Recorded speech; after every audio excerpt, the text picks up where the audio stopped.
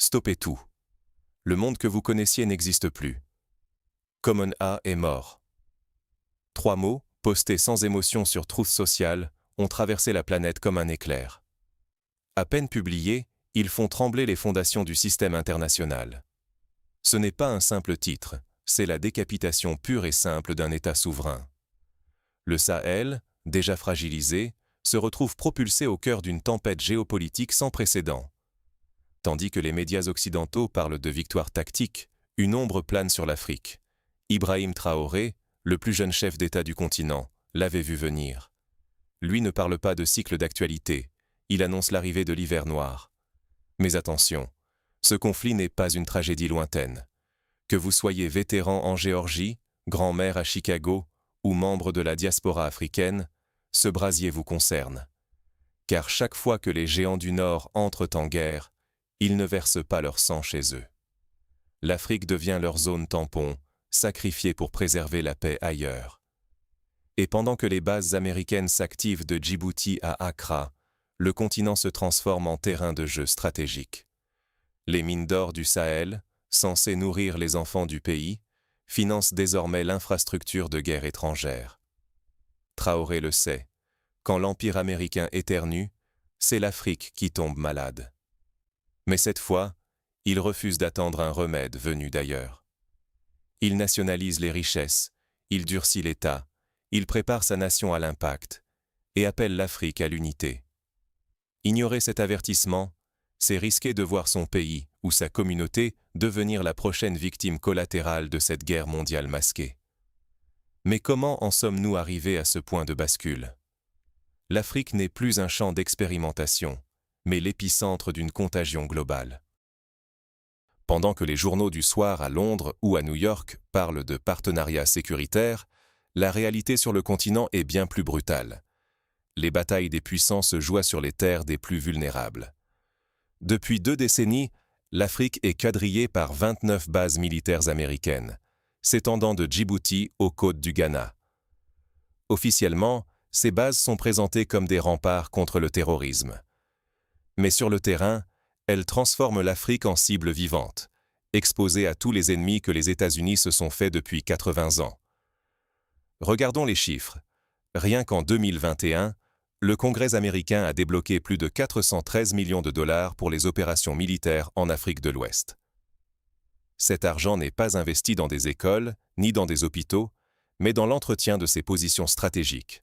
Camp Lemonnier à Djibouti, véritable cœur battant de la présence américaine dans la Corne de l'Afrique, Manda Bay au Kenya, ou encore les hubs logistiques du Botswana à la Zambie.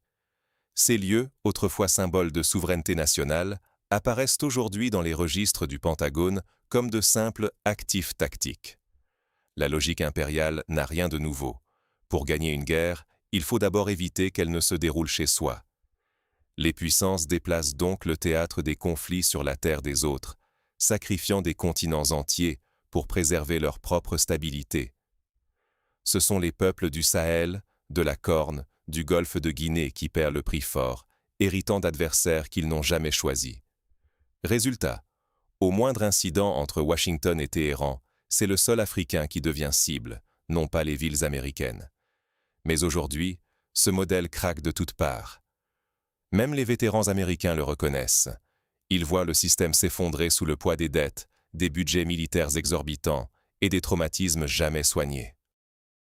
Pendant ce temps, les populations africaines constatent que la promesse de stabilité apportée par les bases étrangères n'est qu'un mirage. Depuis l'intervention occidentale en Libye en 2011, le continent n'a gagné qu'instabilité et fracture. Le rêve d'une Afrique unie, porté jadis par Kadhafi, s'est effondré dans les flammes d'une intervention humanitaire qui a laissé un pays en ruine, un avertissement douloureux pour le reste du continent. Et c'est précisément dans ce contexte que naît une nouvelle génération de leaders, décidés à rompre le cycle. Ibrahim Traoré, jeune capitaine du Burkina Faso, incarne cette résistance. Contrairement à ses prédécesseurs, il n'accepte plus que le Sahel serve de terrain de jeu aux grandes puissances. Il a compris le piège. Un drone qui décolle d'une base africaine pour frapper un objectif iranien, c'est un arrêt de mort signé pour des villages entiers du continent. Sa réponse ? La nationalisation des mines d'or, la rupture progressive avec les réseaux d'exploitation étrangère, et surtout, la construction d'alliances régionales silencieuses mais déterminées. Traoré n'est pas seul. À l'abri des regards, une coordination sans précédent s'organise entre les États du Sahel. Des réunions loin des satellites redessinent en secret la carte militaire de l'Afrique de l'Ouest. Ce réveil africain n'est pas sans conséquences. Pour l'Occident, la fragilité de l'Afrique menace aussi la stabilité économique et sociale sur leur propre sol. Les fonds engloutis dans la militarisation étrangère sont autant de sacrifices consentis sur l'autel des aides sociales et de la sécurité des citoyens, qu'ils soient de Detroit ou d'Atlanta. L'Afrique n'est plus un simple pion. Sa souveraineté, sa dignité, son avenir, et ceux de ses diasporas, sont au cœur d'un enjeu mondial. L'inaction condamnerait le continent à répéter le cycle de l'exploitation. La solidarité, elle, peut inverser le cours de l'histoire. Ce contexte pose alors une question brûlante. Pourquoi ce timing précis pour une rupture de Traoré? Quand l'Empire éternue, l'Afrique tousse, mais cette fois, elle prépare son remède. Voyez ce paradoxe. On nous répète que les bases américaines sont là pour garantir notre sécurité, mais jamais l'Afrique n'a semblé aussi instable. Pourquoi? Ibrahim Traoré a posé la question que personne n'ose formuler devant un diplomate occidental. Si l'Occident protège, pourquoi nos terres sont-elles chaque jour plus fragiles? La vérité, elle se cache dans les pages de l'histoire qu'on ne veut pas qu'on lise. C'est la Libye de 2011. C'est la chute brutale de Kadhafi, coupable d'avoir rêvé d'une Afrique unie, d'un dinar or pour libérer le continent. Résultat, intervention sous prétexte humanitaire, pays brisé, chaos semé, projet d'indépendance enterré. Un avertissement silencieux pour tous ceux qui oseraient défier l'ordre établi. Or, aujourd'hui, c'est le Sahel qui s'inscrit sur la même ligne de mire. Le scénario se répète. Diabolisation d'un dirigeant, déstabilisation, promesse de protection qui masquent une mainmise.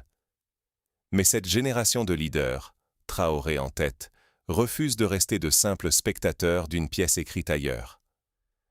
Face à l'escalade entre les États-Unis et l'Iran, le Burkina Faso a fait un choix que d'autres n'ont jamais osé. Ne pas devenir le pion d'une partie jouée par des géants. Derrière le silence et les regards braqués sur la région, une alliance inédite s'est tissée dans l'ombre. Là où les experts occidentaux croyaient avoir tout le temps de verrouiller le Sahel, un sommet discret a bouleversé le jeu. Les satellites n'ont rien vu venir. Ce n'était pas qu'une réunion de généraux, c'était l'assemblée ultime d'une résistance panafricaine mûrie depuis des décennies. Pendant que la presse internationale focalisait sur la fumée à Ouagadougou, les États du Sahel organisaient la désintégration du vieux système de dépendance. Washington n'a pas tardé à réagir. Les pressions se sont faites implacables. Ultimatum brutal, menace d'isolement économique total si le Sahel refusait de rester une rampe de lancement pour les opérations étrangères. Beaucoup auraient plié, mais Traoré a choisi la voie la plus risquée, miser tout sur l'indépendance de son peuple. L'escalade entre les États-Unis et l'Iran a accéléré un réalignement que même le Pentagone n'a pas vu venir. Fin 2025, alors que la tension montait, le Burkina Faso a signé l'impensable. Un mémorandum historique avec l'Iran. Pas pour des armes, mais pour ce qui garantit une vraie souveraineté, l'accès à l'énergie nucléaire civile. Pour l'Occident, c'est une provocation. Pour les Africains, c'est la première marche vers la sortie de l'obscurité. Traoré l'a compris. Tant que l'Afrique dépend du pétrole et du courant importé, sa souveraineté n'est qu'un mirage. La riposte occidentale ne s'est pas fait attendre. Sanctions, menaces, campagne de diabolisation. La panoplie classique. Mais cette fois, la peur ne prend plus. Les rues de Ouagadougou ne sont pas tétanisées. Elles bruissent d'une fierté nouvelle, d'une détermination tranquille. Le peuple sait que l'hiver noir n'est pas une fatalité, mais une épreuve à franchir pour récolter enfin le printemps. Pendant ce temps, les bases américaines ne sont plus des silos dormants. Elles deviennent le cœur d'opérations secrètes, alimentant les divisions internes, sabotant la cohésion, attisant les tensions là où l'unité est la seule issue. Un simple décès de leader en Iran a suffi à accélérer la machine. L'Occident ne peut tolérer un Sahel souverain tout en luttant pour ses propres intérêts au Moyen-Orient. Mais la vraie question, celle qui nous concerne tous, est là. Allons-nous accepter de rester les pièces d'un échiquier étranger, ou sommes-nous prêts à endurer le froid pour rebâtir un avenir digne? Le choix est existentiel. Subir la partition écrite par d'autres, ou écrire la nôtre, coûte que coûte. Mais quelles conséquences pour le futur immédiat? L'hiver noir n'est pas qu'une métaphore, c'est le gel de toute autonomie et le risque d'une guerre ouverte. Imaginez un instant ce que cela veut dire, concrètement, pour les habitants du Sahel. Dès que la tension monte entre l'Iran et les États-Unis, les conséquences ne se font pas attendre. Les prix des denrées flambent, les carburants se raréfient, le moindre sac de riz devient un luxe. Ce n'est pas une hypothèse lointaine, c'est la réalité de familles entières contraintes de choisir entre la lumière et un repas chaud. Les systèmes sociaux, déjà fragiles, s'effritent sous la pression. Les hôpitaux manquent de médicaments, les écoles ferment plus tôt, l'incertitude s'installe jusque dans les foyers. Mais ce n'est pas tout. L'hiver noir, c'est aussi la diaspora prise en tenaille. Des millions d'Africains à travers l'Europe, l'Amérique, l'Asie, voient leur argent, l'argent qu'ils envoient chaque mois pour soutenir leurs proches, siphonné par des taux de change défavorables, par des politiques bancaires hostiles, par une inflation qui dévore tout sur son passage. Les racines sont sacrifiées sur l'autel de la survie, et la distance devient plus qu'une question de kilomètres. C'est un fossé qui menace de s'élargir à jamais. Pourquoi? Parce que derrière l'écran de la stabilité affichée, les opérations de déstabilisation s'intensifient. On parle souvent des bases américaines comme de simples points logistiques, mais en vérité, elles servent de centre nerveux à ce que les analystes appellent des opérations de disruption. Ce sont ces mains invisibles qui agitent le tissu social, qui soufflent la division là où seule l'union pourrait offrir une alternative. Les rumeurs, la désinformation, les promesses de lendemains meilleurs en échange d'une soumission silencieuse. Tout cela fait partie de la stratégie du gel, du maintien dans une posture d'attente. Ibrahim Traoré, lui, refuse ce statu quo. Il a compris que l'histoire se répète, que chaque génération subit le même cycle. Extraction, dépendance, punition, dès qu'un chef d'État ose lever la voix. Mais cette fois, il dévoile ce que beaucoup n'osent pas dire à voix haute. Les bases américaines ne sont pas qu'un filet de sécurité pour les partenaires, elles sont le plan B permanent de l'Empire. Un filet prêt à se refermer à la moindre tentative d'émancipation, à la moindre velléité d'indépendance réelle. La mort d'un leader iranien, l'accélération soudaine des mouvements militaires, tout cela rappelle à l'Afrique que, dans les salles de crise occidentales, la souveraineté africaine n'est jamais prioritaire.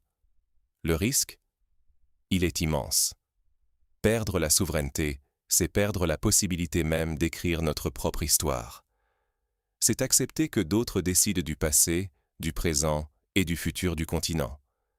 Mais c'est aussi la chance de briser enfin ce cycle, d'oser changer la donne, de dire non à la fatalité et oui à la solidarité, à la prise de conscience collective. Le peuple du Sahel n'est pas dupe. Il sent que l'hiver noir n'est pas une saison de mort, mais une saison de taille, où il faut accepter la rigueur pour espérer une renaissance.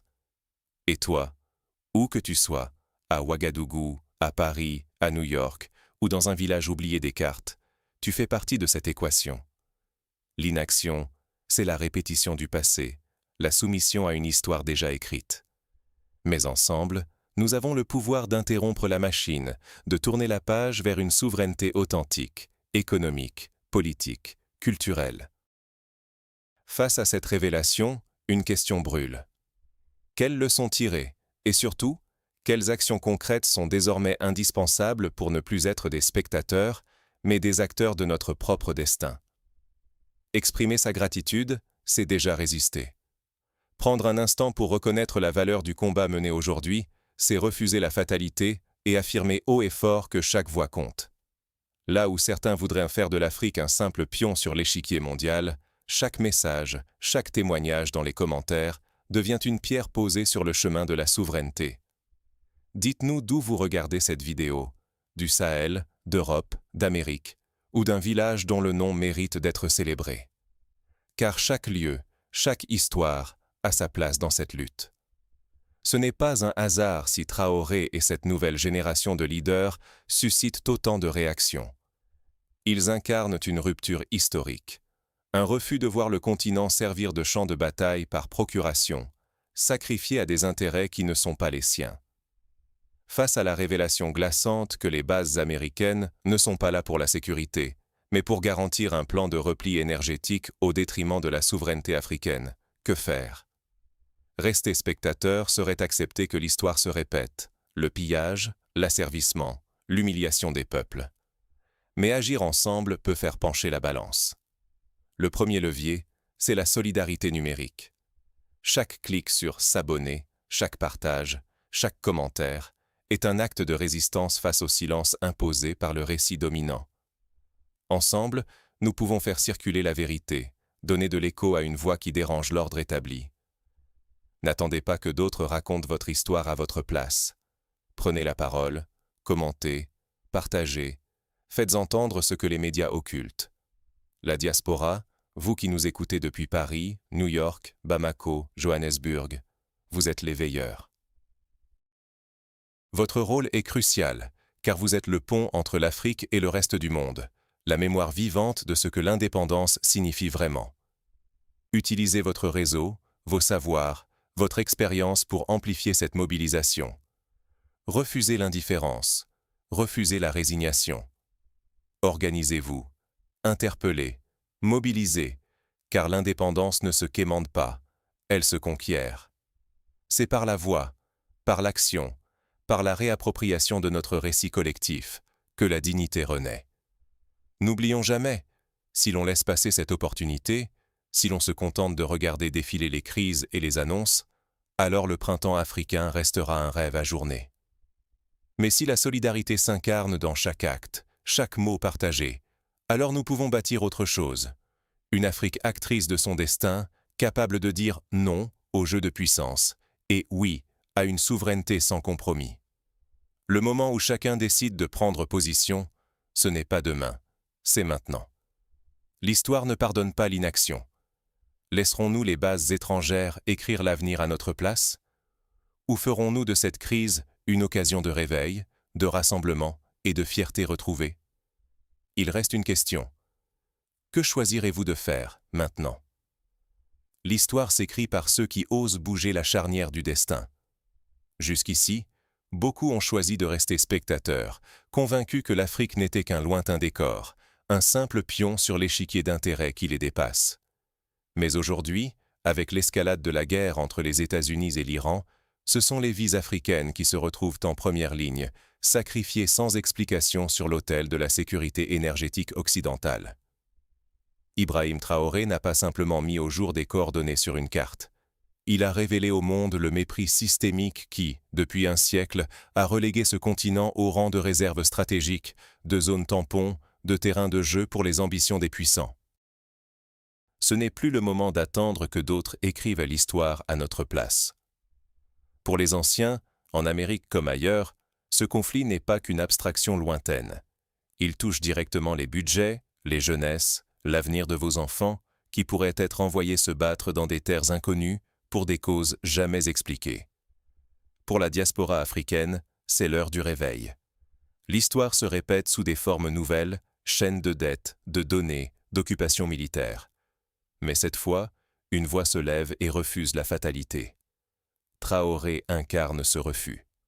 En nationalisant les ressources, en affirmant haut et fort que les richesses du sol doivent revenir aux enfants du sol, il brise le cycle de dépendance.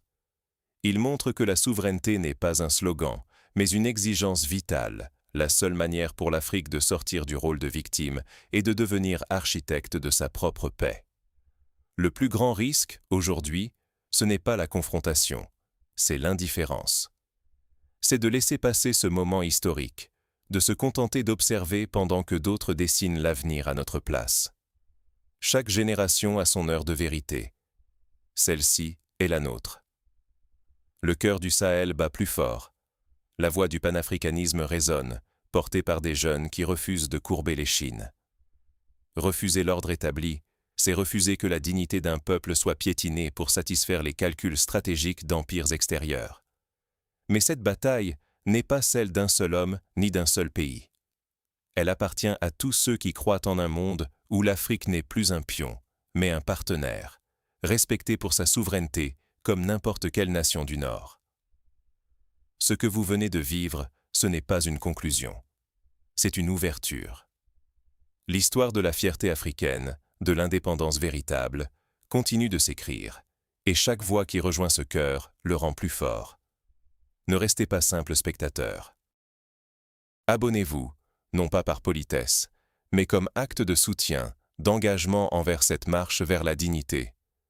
Parce que la suite ne sera pas qu'un simple épisode, elle pourrait bien bouleverser votre regard sur le monde. Le printemps de la dignité est déjà en marche, même si l'hiver noir menace. Le choix nous appartient. Rester dans le froid de l'indifférence ou rallumer ensemble le feu du respect, de l'autonomie, de l'espoir. Merci d'avoir été avec nous.